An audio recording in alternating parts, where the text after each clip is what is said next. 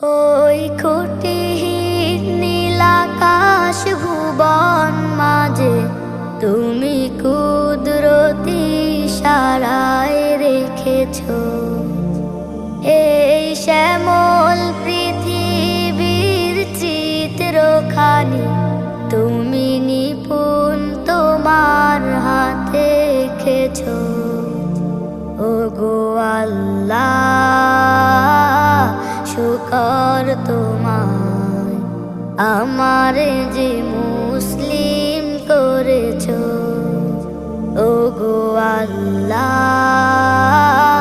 শুকর তোমার আমারে যে মুসলিম করেছ।